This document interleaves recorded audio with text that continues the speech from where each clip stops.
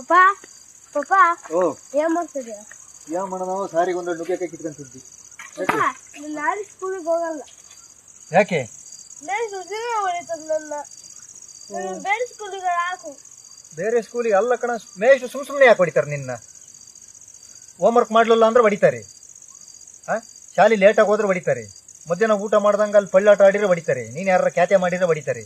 ಸುಮ್ಮನೆ ಯಾಕೆ ಹೊಡಿತಾರೆ ಮೇಷ್ಟ್ರು ನಿನ್ನ ಅಡವು ಆಸ್ತಿಗೆ ಏನಾರ ಭಾಗ ತಗೋಬೇಕಾ ನಿಮ್ಮ ಮೇಷ್ಟ್ರು? ನನಗೆ ನೀನು ಒಬ್ಬನೇ ಮಗ ಪಾಪ.